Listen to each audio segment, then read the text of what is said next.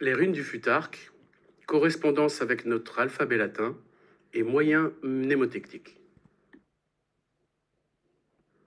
L'alphabet runique est composé de 24 runes en correspondance avec notre alphabet latin, sachant qu'il y a des runes en plus et des lettres en moins, et c'est ce que nous allons voir dans cette vidéo.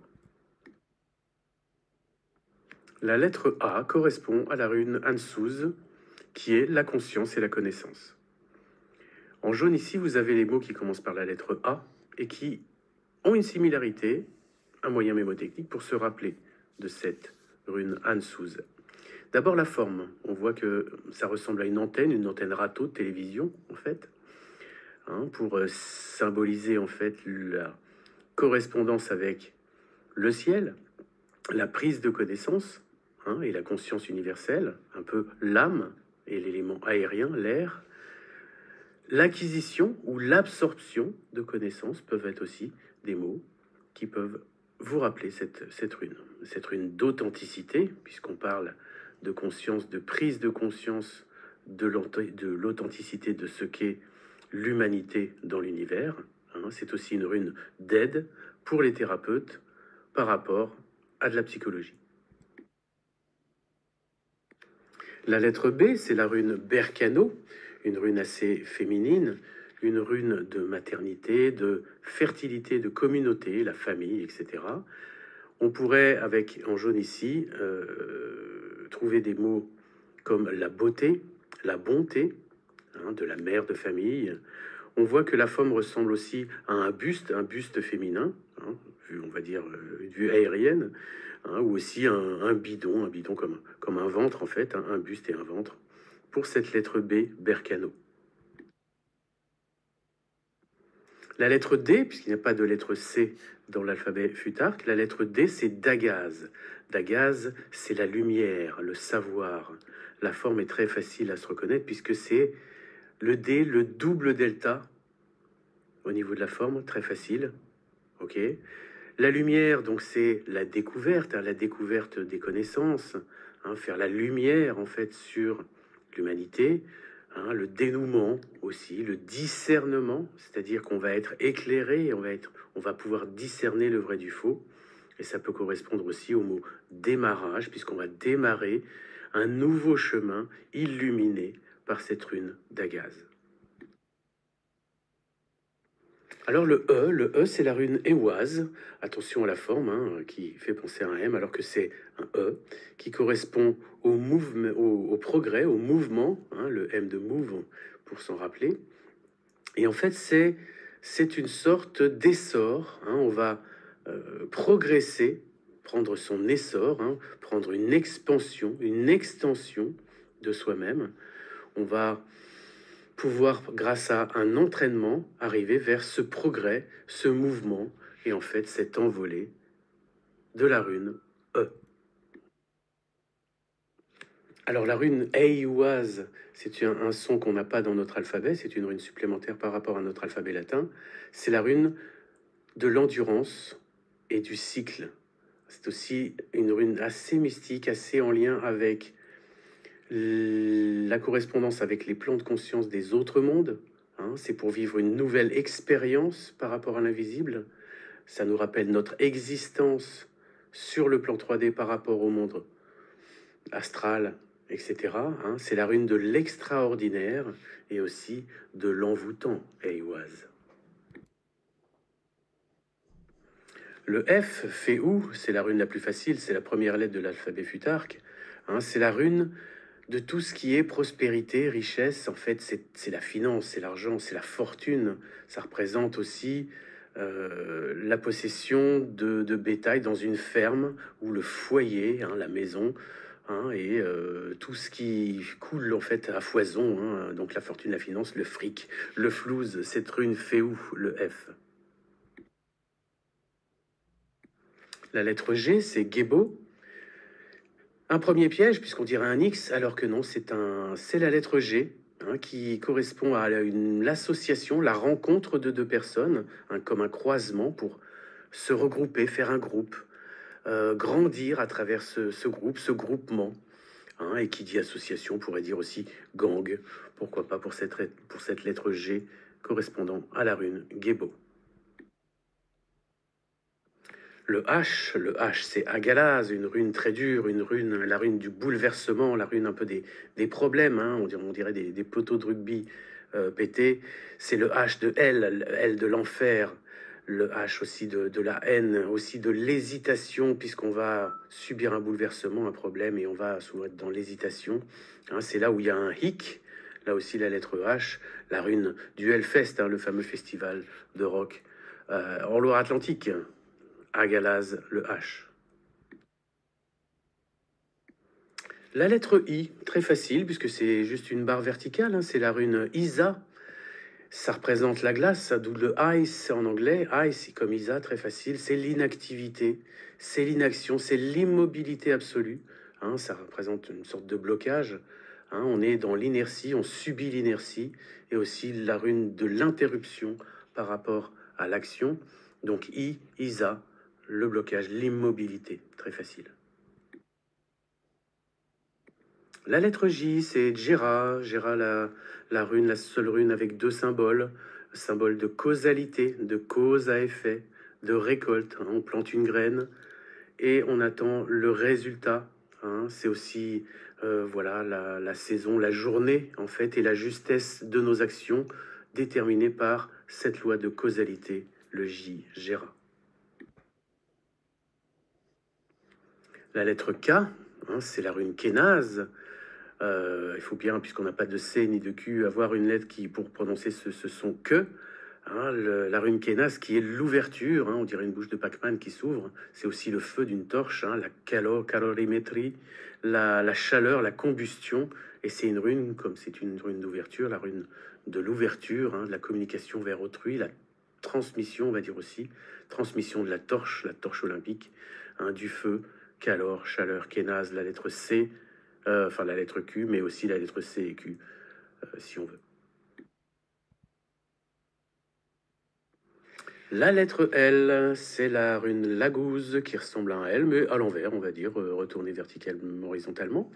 C'est la rune après le feu, on a l'eau, de la création et de l'élément liquide, de l'eau. On pourrait symboliser aussi un robinet, hein, donc tout ce qui est l'élément liquide, de la rune de la limpidité, de la lymphe du corps, hein, et de tout ce qui est lotion, c'est-à-dire des potions magiques liquides, pour cette rune Lagouze, la lettre L.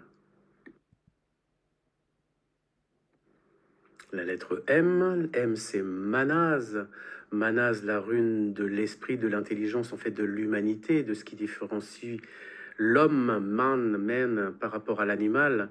Hein, c'est vraiment le mental, la maîtrise intellectuelle, celle où on a un métier, hein, où on s'incorpore dans le monde et aussi où on a une morale.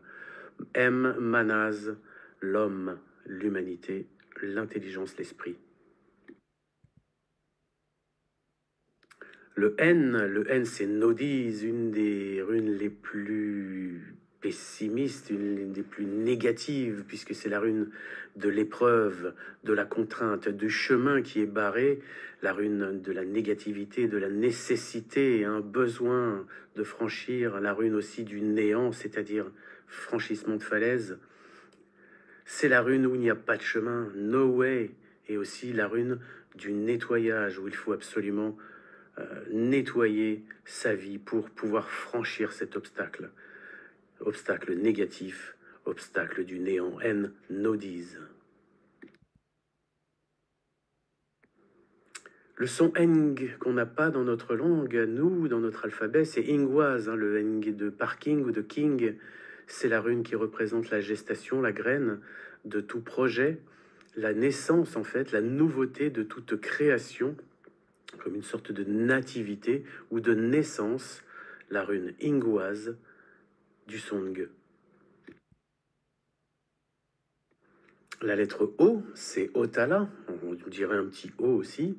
C'est l'héritage, le patrimoine, on dirait une bague, hein, une bague qui symbolise, on va dire, l'opulence, hein, l'opulence de la fin de vie, hein, de l'héritage, c'est l'origine de votre famille, c'est l'ordre naturel des choses, c'est l'objectif de toute une vie qui représente donc l'opulence et pourquoi pas aussi l'orgasme. Il fallait bien le caser quelque part, celui-là. Le haut. La lettre P, c'est la rune Pertro qui symbolise le mystère, le destin, avec des mots qui commencent par P comme la profondeur de la destinée, de l'inconnu, et tout ce qui va être prédestiné, prédiction, prévision, présage, tous ces mots qui indiquent ce fameux mystère, ce destin. C'est un peu une rune de Joker, d'accord, où on va aussi prévoir le pressentiment et aussi tomber, pourquoi pas, des fois dans des pièges auxquels on ne s'attend pas. Attention à cette rune P, perd trop le mystère. Le R, la lettre R, c'est la rune Rado. Rado, comme ça symbolise une roue, R comme roue, hein, ou une route, road en anglais, ou la lettre R to ride, parce que c'est le voyage pour faire un raid, une randonnée. C'est aussi un renouvellement et un retour, parce qu'on parle ici de voyage aller-retour. Hein, c'est pas définitif, c'est une rune de vacances, etc. De voyage sympathique. En général, la lettre R, la rune Rado. La lettre S, c'est Sowilo, une rune très puissante, très importante. C'est la rune du soleil, de l'éclair, du scintillement du soleil. Rune de solidité, de succès, qui représente donc l'énergie et le succès. Reine aussi, qui représente le sexe, la survie, hein, très importante en termes d'énergie, qui représente aussi un signal, le moment précis où il va se passer quelque chose. Et le serpent, l'animal magique énergétique. S comme Sowilo. La lettre T, c'est Tiwaz, une rune très importante aussi, la rune du courage, de la justice, hein, la lance, celle du chef, celle de la détermination, de la témérité qui représente la tour de la justice, le tribunal de la justice, celle où il faut avoir de la trempe. C'est aussi la rune du tournant, bien que ce soit une flèche droite, le tournant vers la justice. T comme Tiwaz. Le son feu en anglais, TH, Tourisaz, qu'on n'a pas dans notre alphabet à nous, c'est le marteau de Thor.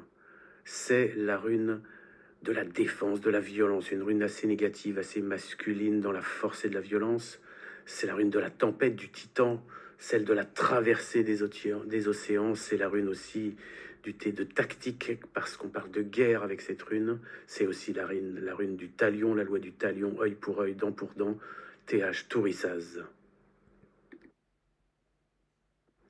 La lettre U, c'est la rune Uruz, la deuxième de l'alphabet runique. C'est une rune qui est difficile de trouver des mots avec la lettre U, comme U comme univers. C'est la rune de la force, une rune de la force tranquille, de la santé. Hein, c'est une rune assez féminine, de protection, tranquille, d'accord, d'assez abouti. C'est le U à l'envers, on pourrait comprendre que c'est la lettre U. Et en anglais, le son U, c'est You. Alors pourquoi pas You? Le You de You Uruz. Alors il n'y a pas de lettre V, mais il y a la lettre W pour Vunjo, la rune Vunjo, ou Vunyo, qui correspond, qui est une rune très positive. C'est celle du V de victoire aussi, celle du bonheur, celle où on gagne, win, winner. On comprend que ça représente une sorte de drapeau, de fanion d'arrivée. C'est celle de l'effet wow, celle de la victoire, une rune très positive. W, Vunjo. La dernière lettre de notre alphabet, puisqu'il n'y a pas de X non plus, pas de Y, c'est le Z, c'est la rune Algiz, dont la forme est très connue, on dirait un arbre. C'est la rune de la protection, de la confiance, et on peut y associer les mots zen, zénitude. C'est la rune de la zone de confort, et celle sur laquelle on peut faire un zoom intégral sur tout ce qui nous entoure pour l'utiliser pour notre protection. La rune Z très importante de Algiz. Donc voilà pour l'alphabet futarque, hein, et notre correspondance dans l'alphabet latin. Je finis par cette photo des 5 runes cristal. Mais que sont ces fameuses runes cristal? Les 5 runes cristal, c'est une canalisation de 5 runes très spécifiques et très génériques qui sont, on va dire, suffisantes pour la conscience, l'énergie, le courage, la protection et la victoire. Ansu, Sowilo, Tiwaz, Algizevunjo, ce sont en fait des runes qui sont utilisées la plupart du temps pour des rites opératoires et qui sont utilisées pour les soins runiques. Alors en complément, je vous donne rendez-vous sur le site français du runisme, runix.fr, runx.fr. C'est là où vous pourrez justement découvrir non seulement l'intégralité des significations des runes, mais aussi commander votre carte opératoire des 5 runes cristal ou découvrir le soin runique dont je vous ai parlé précédemment. À bientôt et merci de vous abonner, pourquoi pas, et de mettre un j'aime. Ça serait sympathique.